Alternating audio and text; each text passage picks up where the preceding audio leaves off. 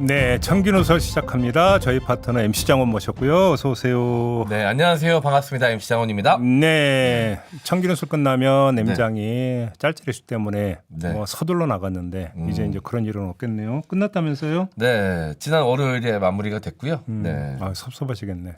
아니 뭐 모든 프로그램들이 다 이제 마무리할 땐 서운하긴 한데 이번에 이 짤짤 이슈 같은 경우는 좀 많은 제작진들도 그렇고 출연자들도 그렇고 아직 더 하고 싶고 하고 싶은 이야기가 많이 남아 있었는데 그 타이에 의해서 이렇게 그것도 여러 가지 뭐 이렇게 주변 상황에 엮여가지고 이렇게 정리하게 되니까 그러니까. 마음이 좀 그렇더라고요.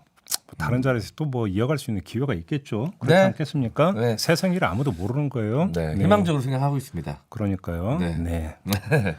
감사합니다. 좋은 말씀 해주셔서. 어이, 무슨 말씀을 그냥 네. 뭐 돈 안 드는데 해야지. 제 마음에도 비가 내렸습니다. 해갈이 좀 되었습니다. 아, 어제 내린 그 비를 두고 단비를 넘어서 금비라고 하더라고. 금비. 제가 네. 금드린 거예요 지금. 감사합니다. 자, 오늘 이야기 한번 좀 시작을 해봅시다. 네. 오늘의 이야기는 3종 세트의 공통 성분에 대한 건데요. 3종 세트요? 그렇습니다. 3인방에 3망언이라고 실언이라고 합시다. 네. 3인방에 3실언이 있었습니다. 아, 태영우의 제주 4.3 발언이 있었습니다. 네. 김재원의 5.18과 4.3 발언이 있었습니다. 조수진의 공깃밥 발언이 있었습니다. 이 발언 내용이 뭔지 여기서 제가 뭐 굳이 뭐 쭉 풀어서 설명 안 드려도 다들 아시죠? 네. 뭐 예를 들어서 김재원 최고위원이 했던 뭐 4.3 발언이라는 게 격이 떨어진다라는 거였잖아요. 조수진 최고위원의 공깃밥 발언이 뭡니까? 여성들이 뭔가 밥을 많이 안 먹고 네. 다이어트 생각해서 네. 뭐 이런 얘기했던 거 아니겠습니까? 네. 자, 그래서 3실언이라고 제가 말씀을 드린 건데 이 3실언에 공통점이 있습니다. 두 가지 공통점이 있는데 네. 첫째, 대상이 특정됐다라는 겁니다. 그러네요. 발언의 대상이 딱 구체화되어 있어요. 4.3 발언은 말 그대로 제주도민을 향한 발언이에요. 네.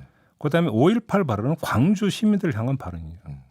그다음에 조수진 의원의 발언은 뭐 여성들이 다이어트 때문에 밥 한 공기도 제대로 안 먹는다고 해서 그 여성들 심기를 건드리는 발언이에요. 네. 그러니까 대상이 특정돼 있는 거죠. 음. 두 번째 공통점 뭐냐면 감정선을 건드렸다라는 거예요. 네. 그러니까 제주하고 광주는 급이 안 되는데 과욕을 부리는 집단으로 지금 간주를 한 거잖아요. 발언을 정리를. 네, 그렇죠. 거기다가 여성 같은 경우는 다이어트에 정신 팔린 어떤 철없는 집단으로 사실상 간주했던 거 아닙니까? 그래 밥 많이 먹어라 이렇게 지금 얘기한 거 아니에요? 네. 그러니까 감정선을 건드린 거잖아요. 그러니까 악성인 거죠. 네. 여기다가 제가 3인방이라고 했는데 네.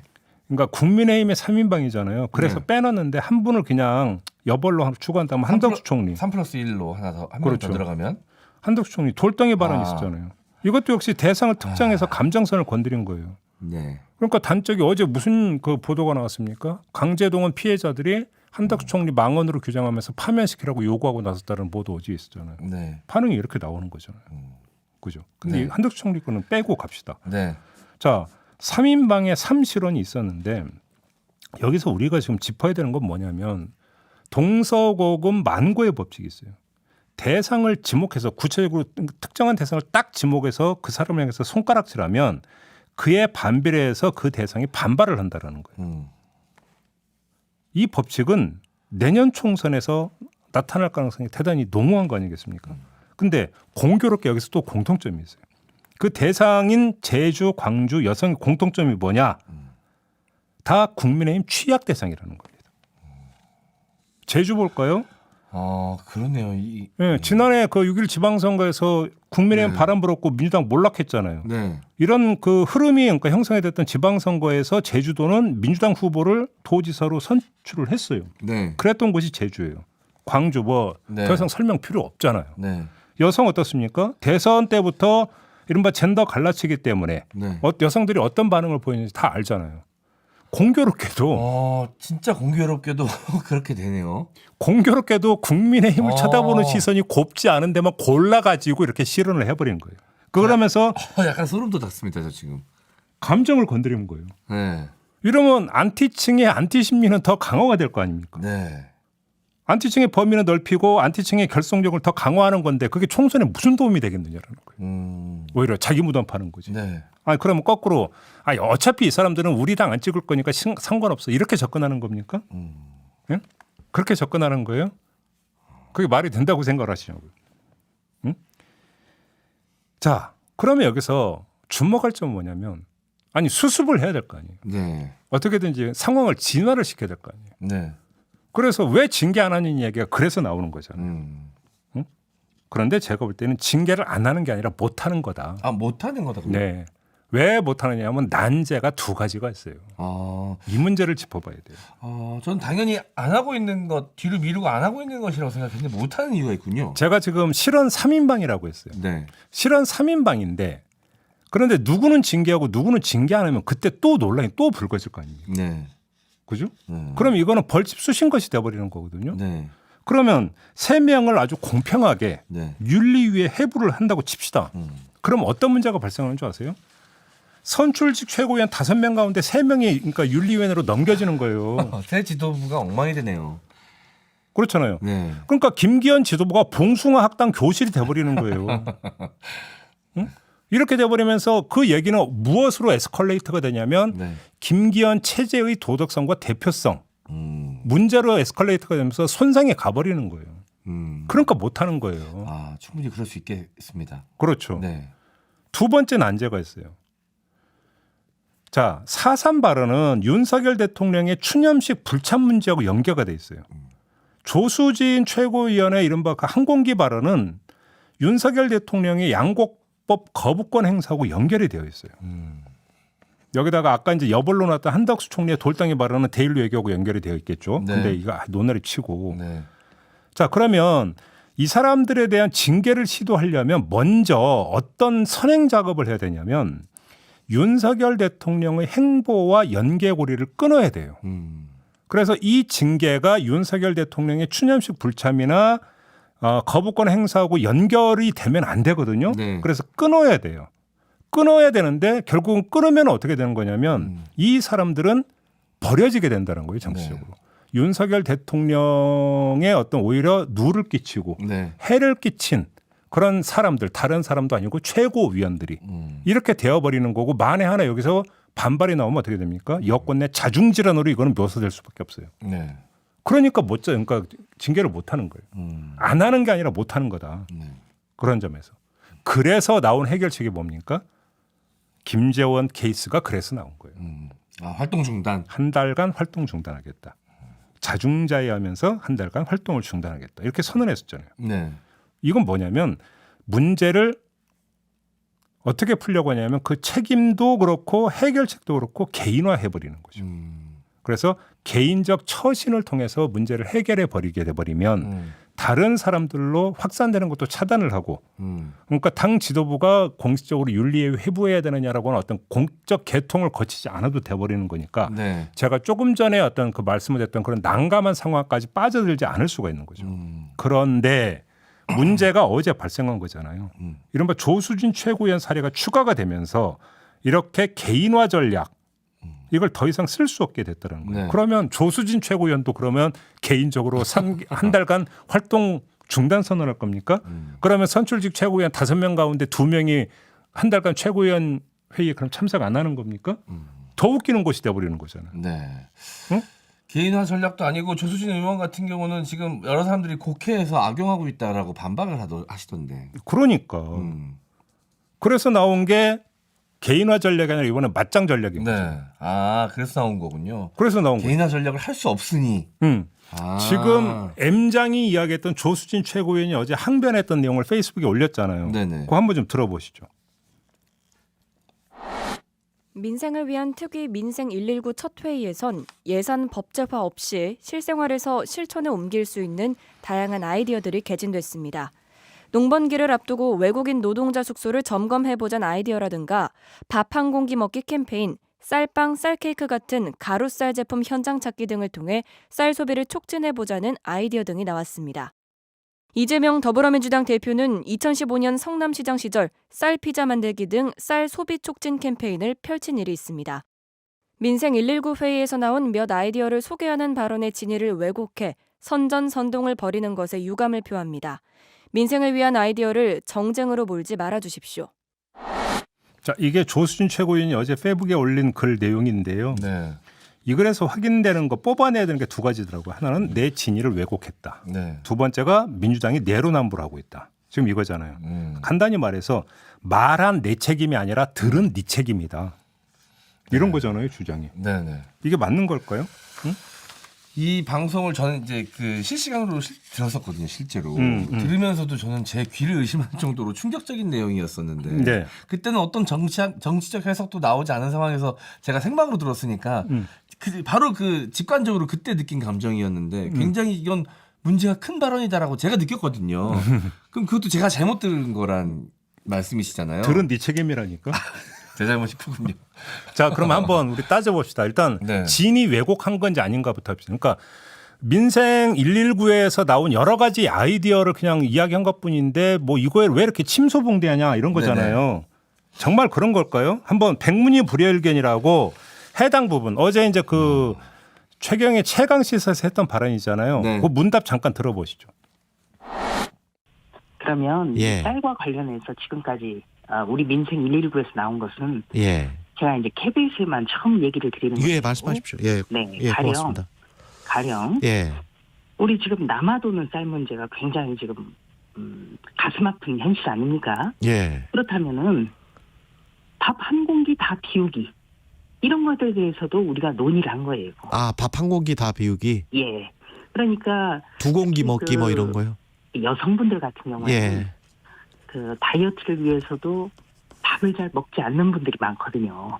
그러나 다른 식품과 비교해서는 오히려 칼로리가 낮지 않습니까? 예, 그런 것을 적극적으로 알려나간다든가 어떤 국민의 전환이 필요하다는 것이죠. 자, 들으셨죠? 아니 여기서 밑줄 쳐야 되는 게 뭔지 아세요? 아, 제가 KBS에만 처음 이야기 드리는 건데요 라고 시작하잖아요. 네. 그래서 더 집중해서 들었거든요. 사실 많은 사람들이. 아니 이거는 특종거리라도 지금 주는 듯이 이렇게 말을 해서 듣는 네. 이들의 주목 네. 시켜버린 거잖아요. 네. 그런데 민생 119에서 나온 여러 가지 아이디어 가운데 하나, 응? n분의 1인 아이디어 하나를 그냥 어때 흘려 지나갈 수 있는 결정된 것도 아닌데 이야기하는 거라면 이렇게 제가 KBS에서 처음 이야기하는 건데요. 이러면서 이야기합니까? 예? 그죠? 그러니까요. 이거는 예를 들어서 한덕수 총리 같은 경우는 돌덩이 발언했다가 엊그제 막 그 국회에서 언성 높이더라고. 내가 언제 국민 저기 뭐냐고 그렇게 한 거냐고 하는데 똑같은 케이스라고 보는데 똑같은 오류 지금 반복하고 있는 건데 네. 자꾸 듣는 이들의 독해력을 지금 비하하는 거예요. 이거는. 그래서 듣는 이들의 감정선을 건드리는 거거든요. 네. 아까 제가 새 실언에 공통점이 있다고 했잖아요. 똑같은 거예요. 지금 반복하고 있는 거예요. 지금. 네. 이게 우연의 일치인지는 모르겠으나 윤석열 정권 시작되고 난 다음에 국민들이 계속 청력의 문제가 자신의 청력에 문제가 있는 건가에 대해서 계속 고민을 해야 되는 순간들이 좀 오는 것 같습니다. 이게 여러 가지로. 이게 정말로 그냥 예를 들어서 가령이라는 표현이 있긴 해요. 네. 조순 최근에. 그래서 예를 든 거다 이런 식으로 아마 주장할지 모르겠지만 제가 KBS에만 처음 이야기 드리는 건데라고 시작하는 거고 네. 한번 매치되는지 한번 본인이 한번 좀 되돌아봤으면 좋겠다라는 생각을 좀 드리고요. 네. 두 번째 왜 선전선동하느냐 그랬잖아요. 그러니까 민주당 같은 경우는 이런 데에서 그러니까 되지도 않는 걸 가지고 지금 이거를 키우고 있고 특히나 이재명 대표 같은 경우는 본인이 성남시장 시절에도 그거 하지 않았느냐 네. 이 주장이었잖아요. 네. 그러면 논리보다 앞서는 건 사례 아니겠습니까? 그래서 제가 찾아봤어요. 네. 조수진 최고위원이 언급한 그게 뭔지를 찾아봤더니 2015년에 네. 아주경제가 7월 27일자 기사로 냈던 보도가 있었어요. 네. 그 거의 기사의 거의 모든 양과 그러니까 같은 거 잠깐 들어보시죠. 네. 성남시 농업기술센터가 우리 쌀 소비 촉진을 위해 밥으로 피자 만들기 프로그램을 운영한다. 이 프로그램은 27일에서 29일 오전 10시 농업기술센터 내 대강당에서 사전 신청한 초등학교 1에서 6학년생과 학부모 등 80명이 월요일과 수요일 팀으로 나눠 참여한다. 밥피자는 밀가루 대신 쌀로 도우를 만들어 활용한다는 점에서 소화가 잘 되고 기름을 많이 사용하지 않아 열량이 높지 않다는 것을 체험하게 된다. 네, 지금 기사 들었잖아요. 네. 그럼 이게 조수진 최고가 그 민생 119에서 했다라고 하는 그 검토 내용과 이재명 성남시장 재직 시절에 했다라고 하는 이 행사는 같은 반열에 있는 걸까요? 아닐까요? 이 엄연히 다른 걸로 좀 느껴지는데요. 이거는 그 체험 학습, 체험 행사 같은 느낌이어서 실제 그 어떻게 보면 정책 안에 있는 하나의 행사, 이벤트 행사인 것 같은 느낌이어서 네. 조수진 의원이 했던 발언과는 많이 결이 다른 느낌인데요. 아니 이거는 초등생을 대상으로 한 체험 행사예요. 네. 지자체 차원에서 했던 그렇죠. 이거하고 집권 여당이 쌀 소비를 늘리기 위해서 어떻게 해야 될 것인가는 국가적 차원에서 해결책을 모색하는 차원에서 그러니까 공깃밥 다 비우자고가 어떻게 같은 반열에 놓고 비교될 수 있는 비교 사례예요. 그거는 얘기가 다르죠. 집권 여당이 그러니까 이야기할 때는 거기에는 국가적 역량, 네. 예산이라든지 법률이라든지 네. 이런 것들을 동원해 가지고 전국적 단위에서 어떻게 그러니까 어떤 정책을 펴면 해결될 수 있는가는 이 접근법인 거고 기초단체는 이것도 그다음에 성남시도 아니고 성남시 산하 농업기술센터예요. 네. 여기서 밀가루보다는 쌀로 피자를 만들고 하면은 더 그러니까 맛있고 그러니까 소화에도 좋으니까 그러니까 우리 체험회 한번 해봅시다 하고 어떻게 이게 같은 거예요. 제가 볼 때 같지 않은 건데 아니 이재명 대표도 자기가 성남시장 시절에 해놓고 왜 나만 욕하느냐. 그러니까 선전선동이다. 이 논리가 성립이 되냐라는 거예요. 네? 제가 볼 때 성립이 안 되는 거거든요. 네. 비교 대상이 안 되는 걸 갖다 지금 갖다 붙이고 있다. 응? 그런데 제가 볼 때는 이렇게 맞짱을 떠가지고 돌파가 가능한 돌파력을 보인다면 그나마 모르겠는데 김재원은 개인화로 갔고 조수진 최고위원은 맞짱 전략으로 갔지만 오히려 이게 파문을 더 키우고 상황을 더 오래 지속시키게 만드는 거 아닙니까? 도움이 안 된다. 네. 당에. 이런 말씀을 드리고 종합 정리해서 말씀을 드리겠는데요. 문제의 발언 세 가지 실언뿐만 아니라 해명 또는 반박 또한 제가 볼 때는 자기중심적이라는 게 핵심적인 문제. 자기중심적이다. 듣는 사람들을 생각하지 못한다라는 거예요. 이게 바로 이 실언의 본질이다. 그게 뭐냐? 실언이 왜 나오느냐? 자기 의식의 흐름에만 갇혀가지고 자기 의식의 흐름에만 빠져가지고 듣는 사람들이 어떻게 들을 건지는 전혀 고려를 하지 못하는 데서 실언이 나온다라는 거예요. 그래서 자기중심적이라는 건데 그 사례가 지금 세 가지 실언의 공통 성분이다 이런 말씀을 드리는 거예요. 알겠습니다. 이 조수진 최고의 발언 때문에 여성들뿐만 아니라 모든 다이어트 하시는 분들은 이제 공깃밥에다가 눈칫밥까지 추가로 먹게 생겼습니다. 지금. 그렇죠. 저도 다이어트 하고 있었거든요. 그래서 밥을 좀 줄여서 먹으려고 하고 있었는데 그러면 안 되나 봐요. 나라의 미래를 위해서. 아니 그러니까 이게 이 얘기까지는 안 하려고 했는데 네. 이러면 연식 나오는데 제가 초등학교 다닐 때 네. 도시락 검사를 했었어요. 왜 검사를? 그때는 쌀이 부족해가지고 네. 그 도시락 검사를 해서 잡곡이 들어가 있지 않은 도시락은 선생한테 혼나고 맞았어요. 쌀이 부족한데 왜 쌀로 다 채웠느냐? 그래서 매일 도시락 검사를 했고 네. 그래서 그 보리쌀이든 콩이든 잡곡이 같이 들어가 있어야 통과됐고 네. 오로지 쌀밥만 그러니까 그 싸왔으면 혼났어요. 그래서 어떻게 한 줄 아세요?